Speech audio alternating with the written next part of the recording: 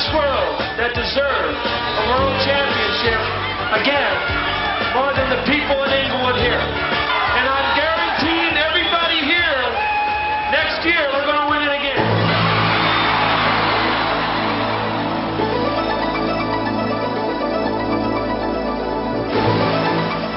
I made that statement not based on trying to nickel and dime the players with motivation.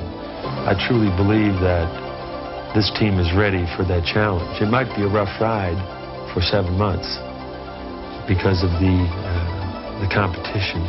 Well, we have the team and the players to repeat. We have all the ingredients to repeat. Now we just have to do it on the floor. And that's just what the defending champions did, slicing through every opponent with surgeon-like precision and leaving all pretenders to the throne in their wake. The pull-down pass intercepted by Scott. To Green. 3-on-1 to Scott. Slammed up. And I think his statement made us realize that it is, something at the end of the tunnel. It's something that we can accomplish that no other team has done in 19 years. After 2 straight wins at home, the Lakers made San Antonio victim number 3. And it looked like no one would be able to derail the Laker Express. Scott takes the ball in low to Magic, posting up under the green, no-look pass, slam dunk. Woo! How did he see him? Your biggest enemy is yourself, in the sense of you have to fight, the mentality of, we were the champs and we are the champs and we're going to be again, and it's just not that easy. Realizing that it wasn't going to be easy may have been the Lakers' greatest asset. While this was unquestionably one of the most physically gifted teams in the league, the Lakers knew that they'd have to prove it night after night if they wanted to earn their place in history. We want to be the first to do it in 18, 19 years, however long it's been. So the desire is definitely there. The intestinal fortitude is there. I mean, we want to come out every night and win. For 7 straight games, the Lakers followed the Riley master plan to perfection. And with Magic and Kareem leading them past a dangerous Dallas team, Los Angeles had earned its best start in franchise history, 8 in a row. But then, suddenly, it all came to a halt. I don't want to overreact and demand too much and push them and yell and scream at them now, because they're not going to respond to that. They're past, we're past that as a team.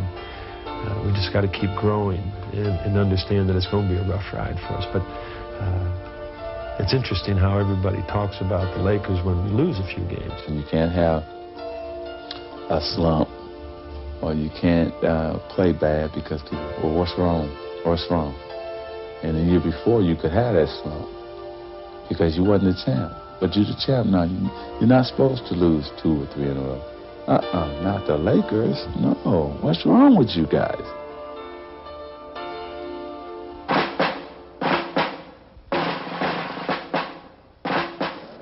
Losers of 3 in a row and 5 of their last 7. The Lakers marched into historic Boston Garden to face a red-hot Celtic team.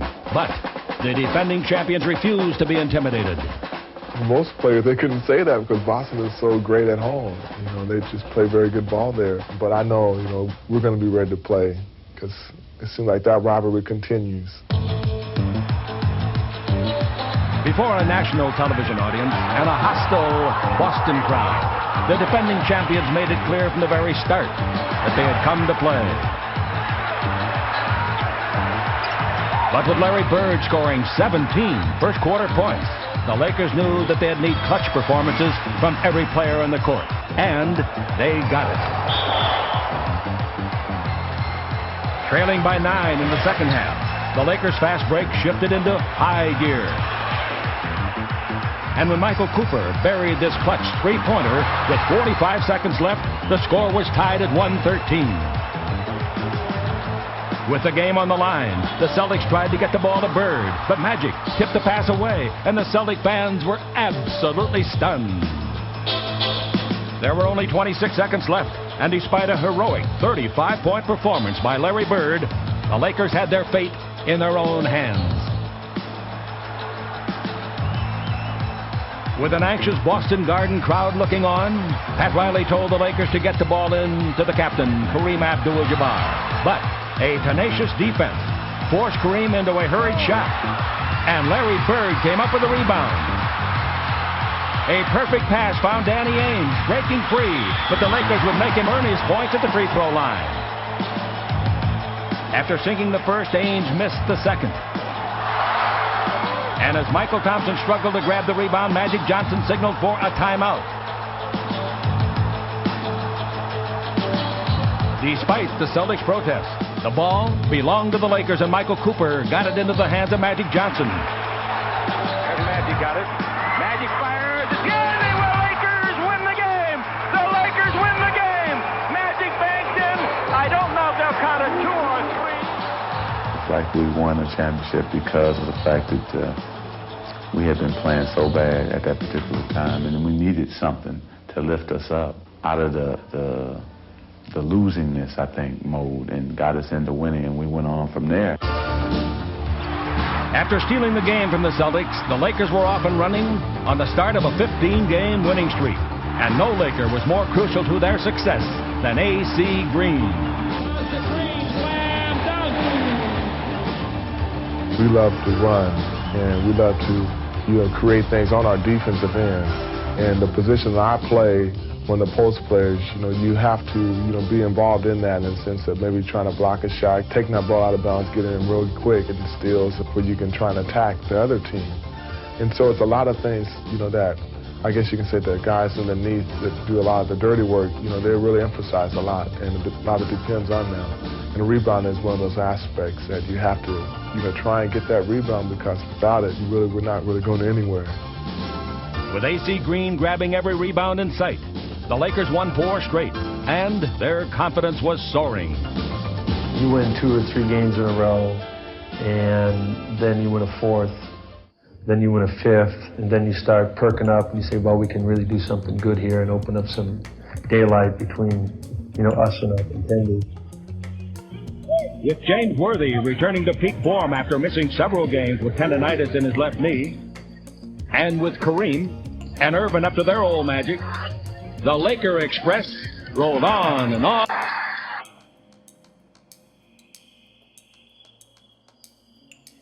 Worthy made 6 of 9 shots in the first half. Dribble around, Barkley underneath, score! Here's the hand. Everything is working for you. Your transition game is working. Your defense is working. Your shooting percentage is really high. And it's just a point in time where all 8 or 9 players that are playing are really playing their best basketball.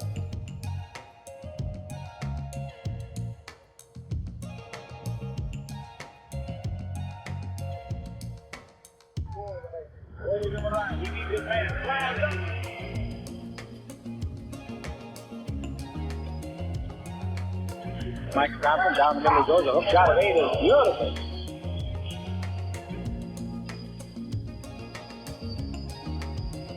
City after city, the result was always the same. Up to Byron Scott. Starts the drive, pull up in the paint, yes. And with Byron Scott playing the best ball of his career, the Lakers looked absolutely invincible.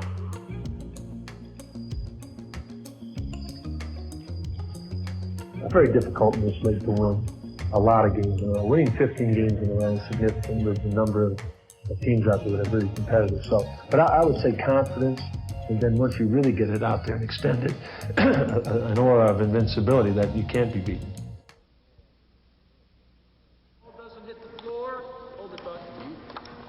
One of the reasons the Lakers have developed that aura of invincibility is that Pat Riley drills his team as hard as any coach in the NBA. Now, it may look easy when the Lakers take the floor at the Forum for a game, but after a hard day of offensive and defensive drills under Riley, the hand-to-hand combat, the Lakers have earned their right to play.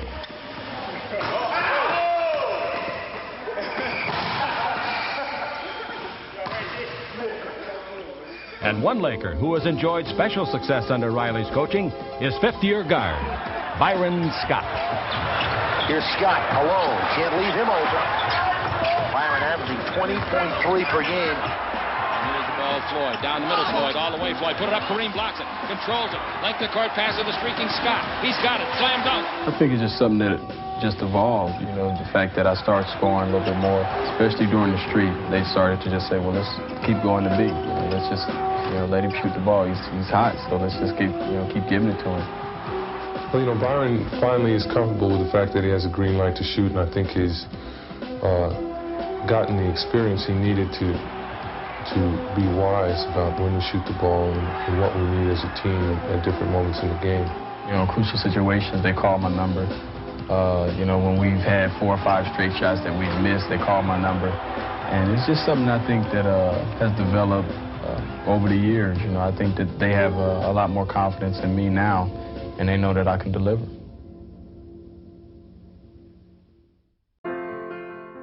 Everybody's raising their level of play an extra notch. We know what it takes. We know the sacrifices that we have to make. And the only way you can move from one level to the next is to up the ante and to play for higher stakes. And I think that's what we're doing this year. We're going for it. The playoffs opened with the Lakers back at full strength, but despite bursts of brilliance on the break, LA's offensive machine was rusty, and they would need consummate role player Kurt Rambis to deliver a career playoff high 19 points to give the Lakers a victory in Game 1 and Rambis the early spotlight. So you've got to be expected to sacrifice yourself, any ego that you have, for the benefit of the ball club. And it's in my willingness to get rebounds and play defense and set picks, and that's what a role player has to do. Game 2, San Antonio jumped out in front early, but the Lakers patiently played catch-up, looking to another role player, Michael Thompson, whose 29 points punctuated the versatility of the Lakers' attack. I just played my usual game and I just happened to get the ball a lot more than I usually get, so I was the one who was the focal point of the offense for a few games. It was fun while it lasted. Down 2 games to none, the Spurs knew their chances were a long shot, but they were determined to prove that they were not the paupers of the playoffs that everyone had predicted. The Spurs' plan was to stay right on the Lakers' heels. And in the end, Johnny Dawkins had the chance to put the Spurs into overtime or extinction. His shot is up, no good. The San Antonio series was a closer series than most people would have given them credit, even though we swept them. The interesting thing about it was that this Laker team has somehow found a way to win when we haven't played our best. Opening game round 2, the Lakers found a way to play their best as they staged a full-court jam session against the out-of-tune Jazz, while Utah can muster only 8 points in the first quarter, the worst output in playoff history. There wasn't much that was not clicking for the Lakers. He brings it down to Cooper. 3-pointer. Good.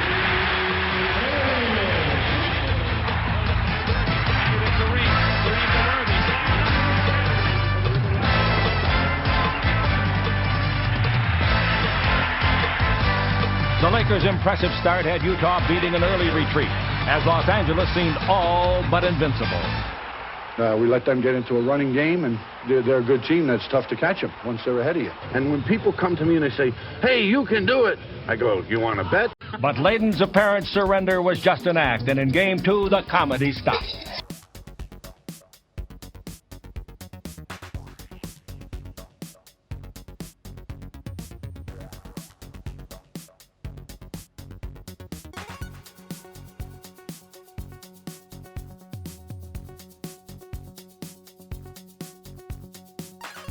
That was a unique situation that happened. They peaked at the right moment. I think they were playing the best basketball in the whole league at that point.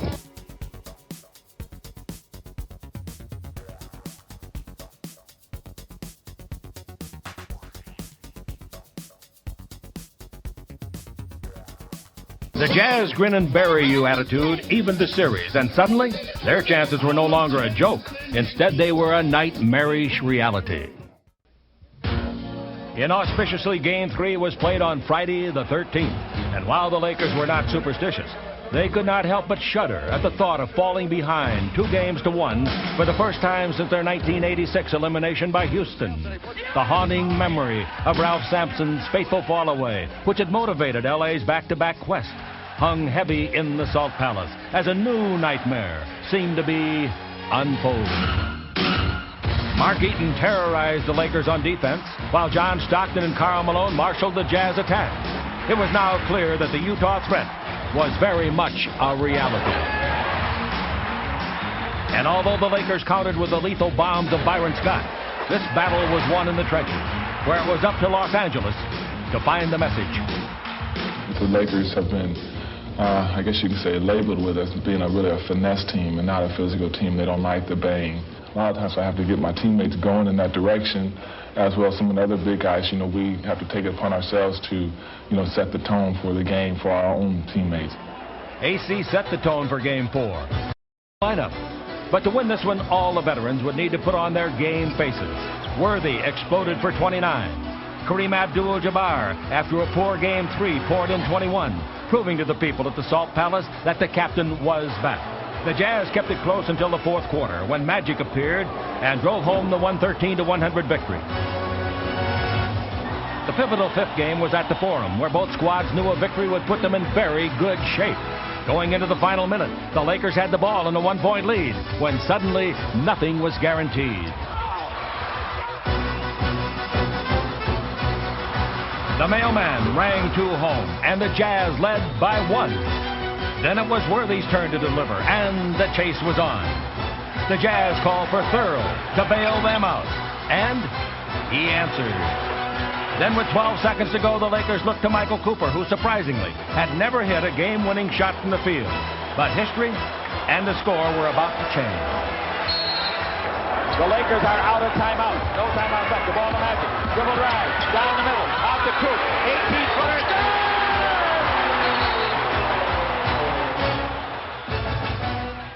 I've never been put in situations like that before as far as having to shoot the last shot from the field. I've done it on several occasions as far as a free throw line or made a pass to someone to score, but never been able to put it in myself. And for my teammates to look for me in that crucial situation like that is very gratifying. But the celebration was short-lived, for when the series returned to Utah, the Jazz came to life and handed the Lakers one of their worst playoff defeats ever. The Lakers had allowed the Jazz to tie the series, but no one had to tell the Lakers that the deciding game still remained. Everybody was in the locker room earlier than usual. Everybody seemed to be real focused on that game. There was no talking, no laughing, no playing around the locker room. He realizes that it's a one-game series, and if you don't take care of business on that particular day, then you're on vacation for the rest of the year. You have to win in order to advance. It's as simple as that. You just take that attitude and deal with it. When you corner or put a great team's backs against the wall, they respond, because for both of these ball clubs, there's no tomorrow if you lose. Bounce the ball. Worthy steals it. Worthy going to go the distance for the slam dunk. Oh, that should be a takedown. It was clear early that the Meek would not inherit this game, as both teams were ready to slug it out. In the early going, Scott was hot, and the break was smoking. Magic front court. Magic over to Scott. If he makes this three, look out. Magic blows out of the backcourt. Lead pass to Worthy. Underneath to Scott. Score. The ball down the middle of Hanson. 4 on the clock. Shot blocked by Magic. To Worthy. To Scott. 4-on-1.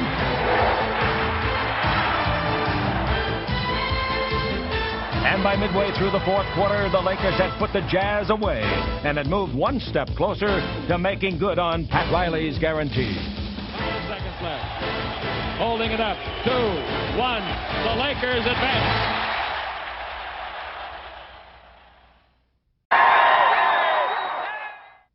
For the Dallas Mavericks, tomorrow had arrived, asserting their claim to a finals berth. They had little regard for Lakers' destiny. And I think it's time for the Lakers and the Celtics to step aside and for Dallas and some team in the East to be in the NBA championship. But the defending champions were not so eager to step aside. In fact, Showtime was primed and ready.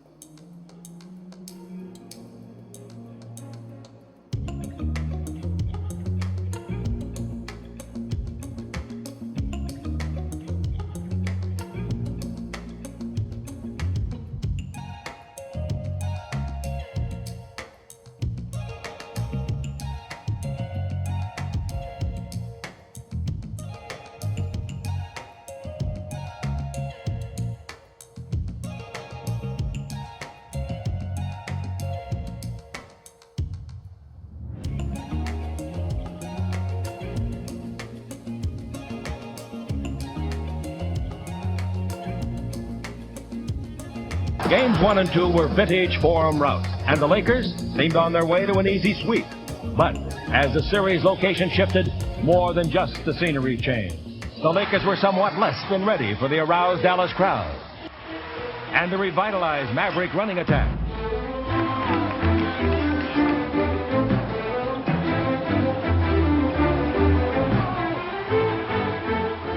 Pat Riley could barely believe his eyes as the Lakers were out-hustled and out-muscled. Game 3 belonged to Dallas, and L.A. looked to Game 4 with a vengeance. 2 days later, different time, same place, and the ball wouldn't bounce any differently for Los Angeles, and their early attempt to regroup did little to stem the Maverick tide as Derek Harper poured in a career playoff high 35 points, galvanizing a frenzied Reunion Arena. The Lakers closed the gap to 3, and the Dallas faithful feared a fourth quarter fold. But the Mavericks would not be denied their home court vindication. A slumbering giant was now fully awake. The series was tied at 2, and the seemingly unbeatable champions were left to second guess.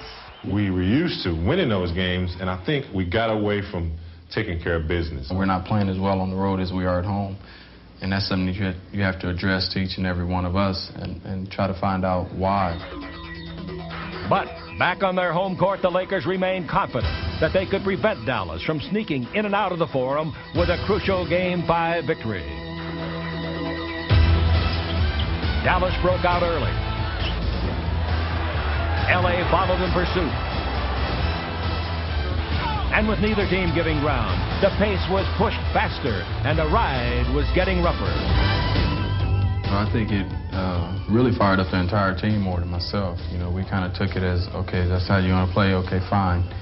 Magic kept telling me to forget about it and just, start playing. The way I could pay them back is by just, doing my thing. And that's, basically what we started doing. With the ground rules now set, the Lakers knew the gauntlet had been thrown down and they were set to answer. Showtime!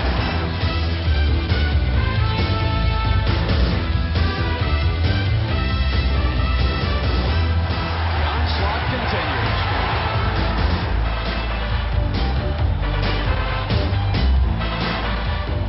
And when it was over, there was no doubt who owned the floor at the Forum as the Lakers confidently eyed a Game 6 clincher. Our guys have been there, and I think they sense the fact that we're one game away now, just one win away from getting to the finals to try to achieve this goal of ours, and I think you're going to see an inspired performance. It's going to take a lot by Dallas to beat us.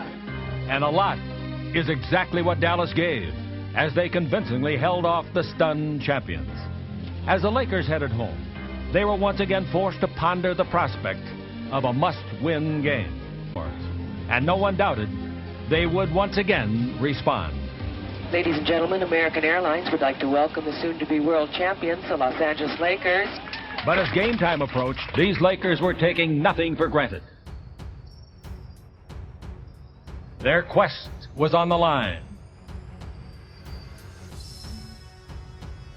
And the challenge now came not only from Dallas, but from within.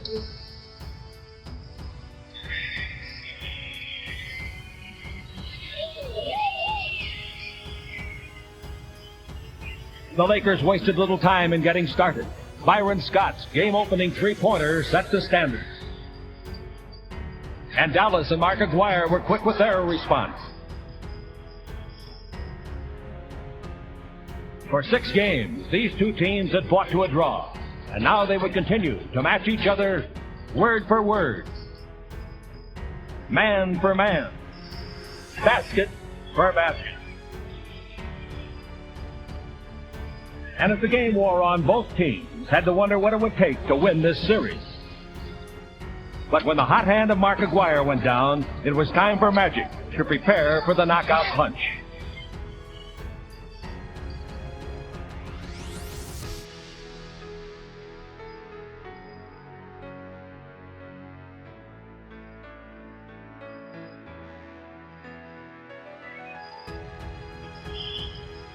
Dallas knew it was going to the canvas, and the entire Forum was calling for the final blow.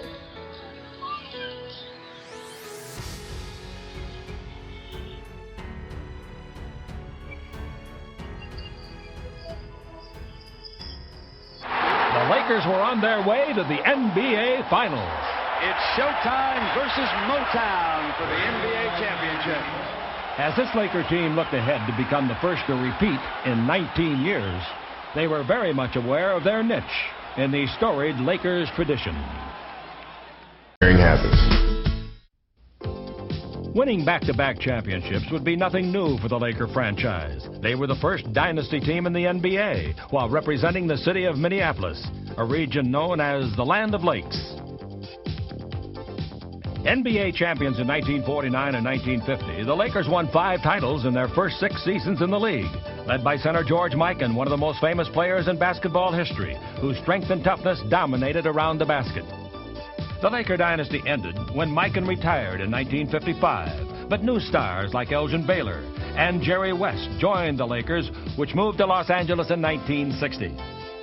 In the next 10 seasons, the Lakers made the NBA Finals 6 times, but the all-around play of West and Baylor could not overcome the need for a strong center. That search ended in the summer of 1968, when Wilt Chamberlain was acquired from Philadelphia. In the 1971-72 season, the Lakers set 2 records that still stand: 69 regular season victories and an incredible winning streak of 33 consecutive games, culminating in a 5-game victory over the New York Knickerbockers in the NBA Finals that brought the first league championship to Los Angeles.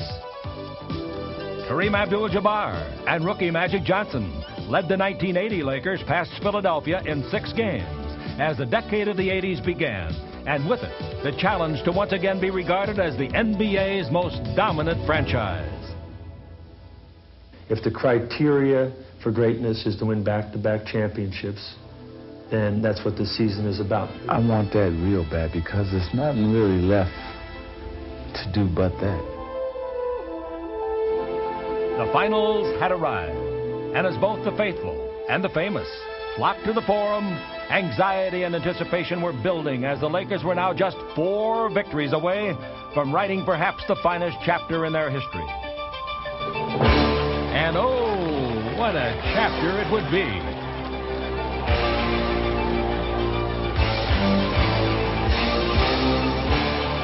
The Lakers were the veterans here, Detroit the novice. But this Piston team appeared confident and controlled, and their elder statesman, Adrian Dantley, was devastated. Inside and outside, AD scored at will. And by midway through the first quarter, any thoughts of an easy series for LA came crashing to the floor. They're cornered. They're cornered. Let's go.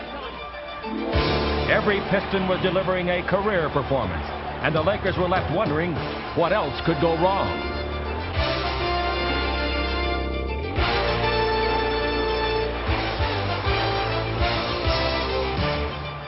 This is a stunning first half of basketball. But no one could have known how stunning it would be. With 4 seconds remaining, the Pistons led by 11 and were looking for more.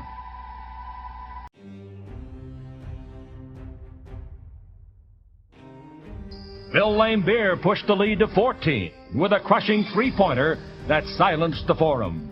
But the worst was still to come.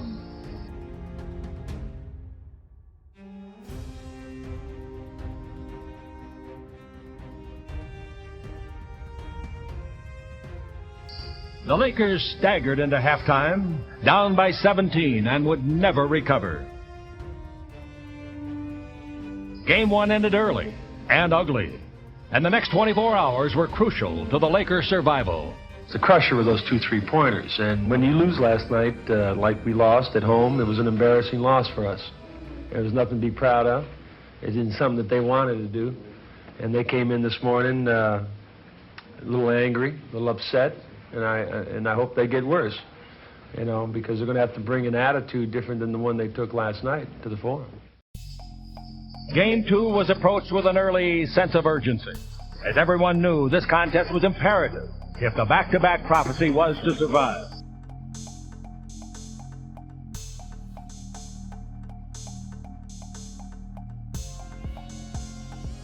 Number 1 question on everybody's mind was the health of Magic Johnson, who had been battling the flu.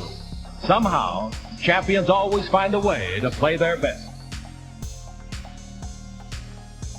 Scott handled the scoring early, and on defense, the Lakers focused on stopping Dantley.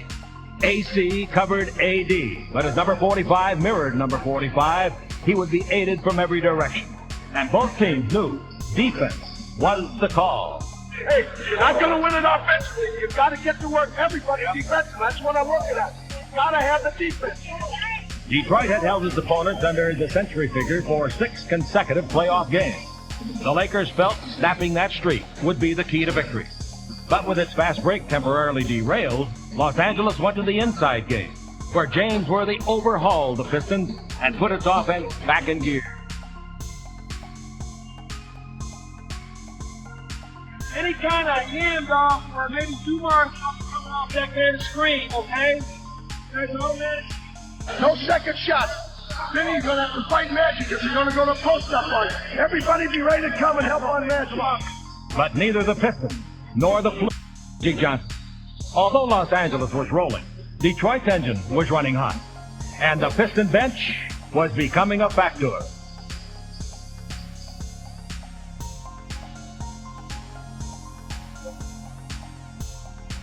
And by the fourth quarter, the platoon system began to take its toll, as Detroit went on a 17-5 run and knotted the score at 80 all.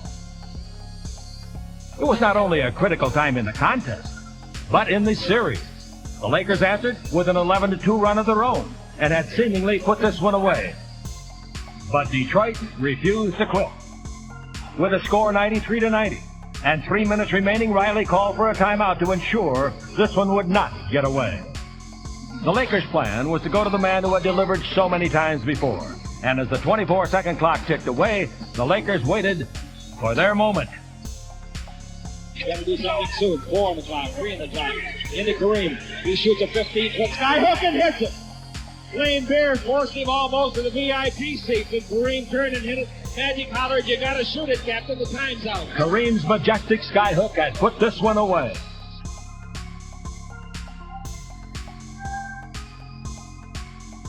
Now the Lakers and Magic were off to Michigan, tied at a game apiece.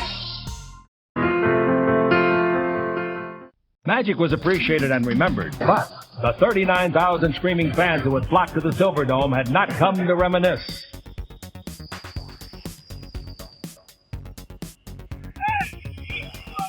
In the early going, however, Magic would live up to his legendary status by riddling the Pistons with sensational passes. Keying the Laker attack, Michigan's favorite son took control of the game.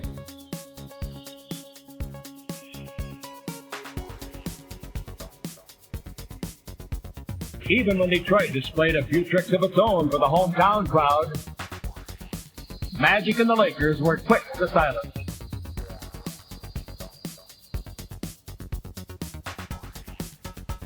The two teams exchanged leads throughout the first half as Isaiah Thomas and Magic traded one spectacular play after another.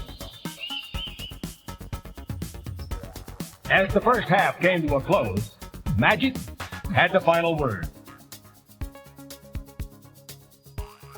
The Lakers took a 1-point lead into halftime, but at the start of the third quarter, James Worthy took control of the game.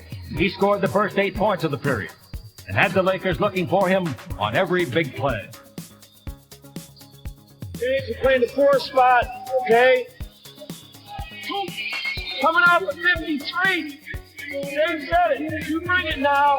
You tell James you step right in. Edwards is in it. We're down doubling on Edwards. Now, come on, let's go. Everything was going according to plan. The Pistons appeared headed in one direction, the Lakers in another.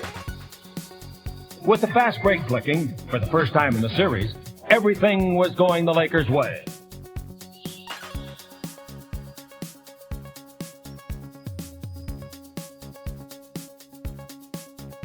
The Pistons, but even Chuck Daly's ejection could not ignite his flagging troops. This game belonged to Magic and the Lakers as they captured the series lead and regained the home court advantage. But while Los Angeles was celebrating, Detroit was plotting its revenge. You're going to beat this team, you're going to have to beat them at their style of game. and which is very difficult to do. Prior to Game 4, Detroit's John Sally gave a preview of things to come. We'll give you room on both sides. We'll back the defensive player up. You got any questions at all? Kareem? Just watch him underneath. Underneath? Okay. Have a good game. Lots of luck. The self-proclaimed bad boys of basketball turned the game of finesse into the school of hard knocks. As both coaches saw their carefully conceived game plans turn into chaotic skirmishes.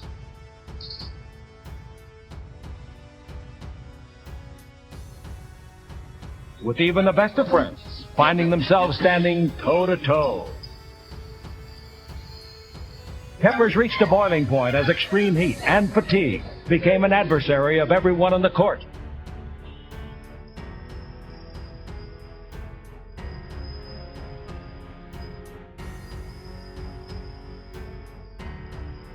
And while the older Laker team seemed to feel the heat, the younger Pistons just got stronger, and by winning games 4 and 5, would take a 3-2 series lead back to the West Coast.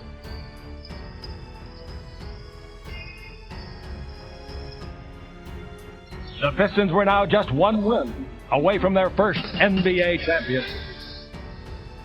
Post-game images were of Game 5 and the rough stuff that had unfolded at the Silverdome, but the comments were on the future. Game 6 is the only game we can think about. You know, this is what we played for all year long, and it's not over yet. Obviously, we're down, our backs are against the wall, but we're going home, and I don't think anybody feels terribly bad about tonight's game. Give Detroit a lot of credit. They hit the shots, especially when they needed it. They hit some big shots, but there's always Sunday. Once again, on familiar turf, the Lakers were given new life, and the Pistons knew it. Win, and LA's hopes of repeating live. Lose, and the dream dies. There was only one option for the Lakers to choose.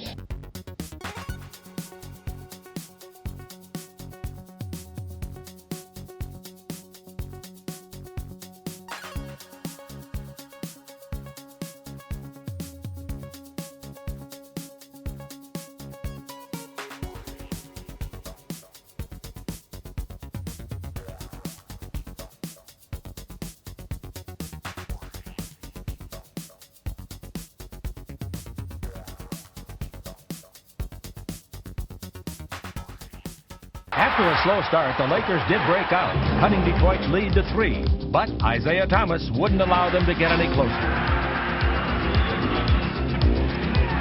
The Lakers' defense got tougher, enabling them to stay within striking distance by quarter's end.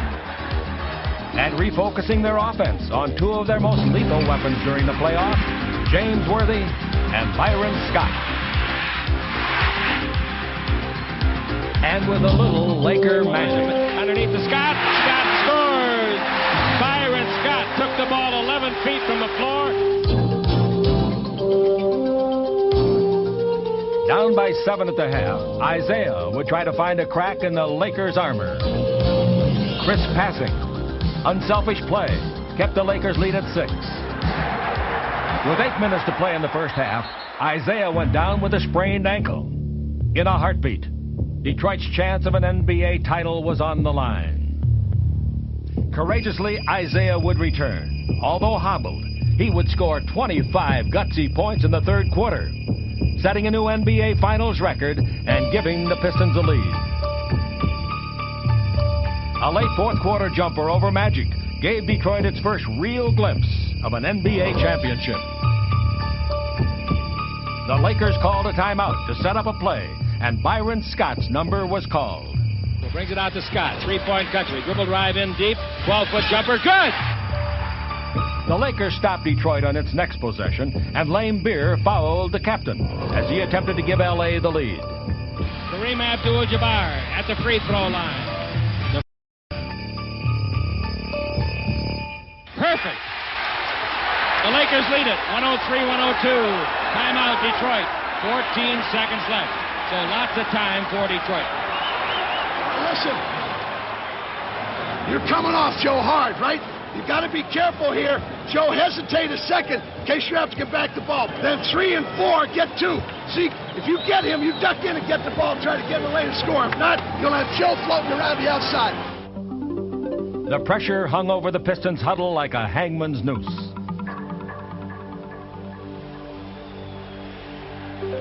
On the young shoulders of Joe Dumars, the burden of Detroit's destiny would fall.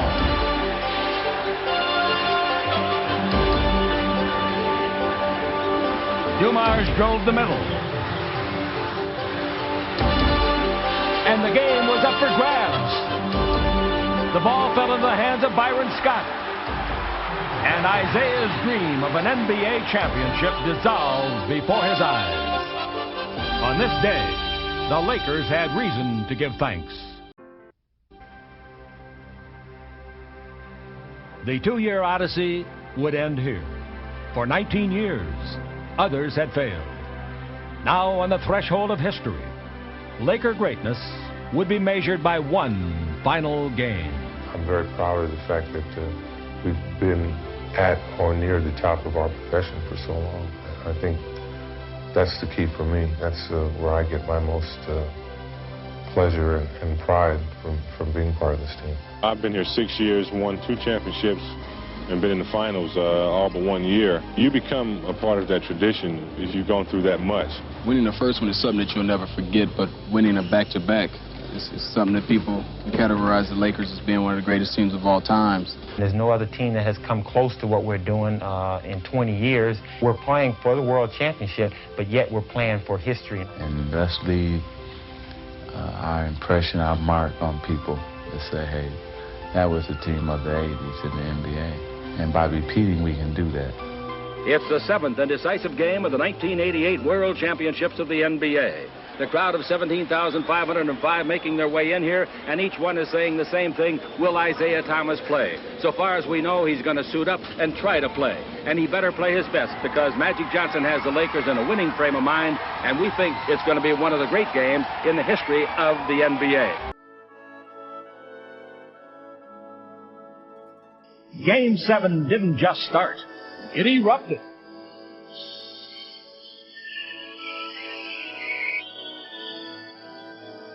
As the two teams battled for the World Championship, one player would step forward and take control. Dazzling the Forum crowd with his aerial display, James Worthy had the Laker fans on their feet early. Hoping to stem the tide, Detroit summoned its reserves. 5-1, 5 to top, 5 steps out, you come off. Listen, hey, Dallas got Worthy now, right? All right. Basically, we're staying home. Next up, stay home. Get your hand up. Smack the next one back in the face. Okay? Come on. The Detroit bench ignited the Pistons. Swarming all over the Lakers, forcing miscues, and deftly turning them into easy baskets. The complexion of the game was changing. Detroit surged to the lead, boldly staking its claim to the championship.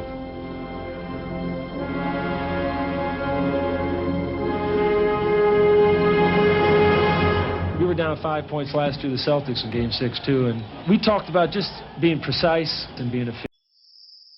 The Laker response was swift, and Scott's resounding opening slam dunk nullified any notion of a Laker collapse. The fast break was now firing on all cylinders, enabling the defending champions to build a commanding lead. And with Michael Cooper regaining his long-range shooting touch, everything seemed to point to a decisive Game 7 triumph.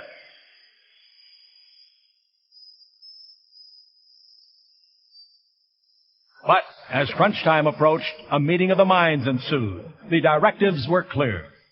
It was time to engineer a resurgence. The Lakers better not get careless.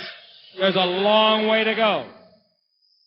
The artillery from the bench would once again provide the Piston firepower, overpowering the Lakers, scoring 15 of the game's next 19 points, and closing the gap to just 4. The unthinkable was happening. James Worthy's clutch play rescued the Lakers once again. Magic down middle, does a 360 underneath, throws it up, missed it. Tipped by Worthy once, twice, good! Worthy on the second tip. Worthy got 2 rebounds on the play. But Detroit was unrelenting as they clawed to within 2. With 1:16 remaining, Riley asked James Worthy to be unstoppable once more.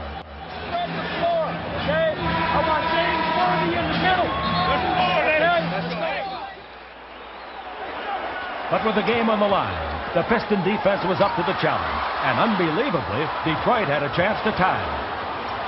But Laker destiny was not to be denied. Scott has got it. They knock it loose. Scott gets it back. They hit him. He keeps it. Oh, what a play by Scott. To Magic to Scott. 30 seconds. 2 years of waiting was over. The moment was here. He can practically put it away if he can make both. Free throw good. Scott's critical free throws had Los Angeles breathing a sigh of relief. And with AC's final layup, the guarantee was signed, sealed, and delivered.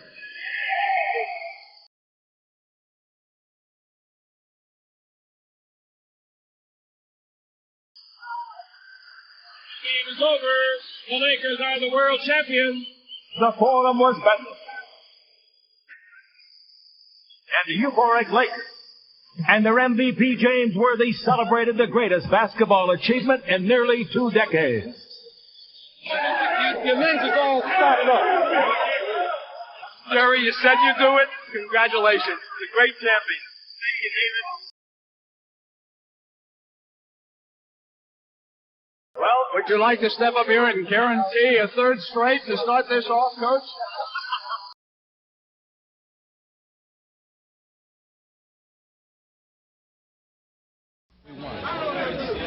Back to back.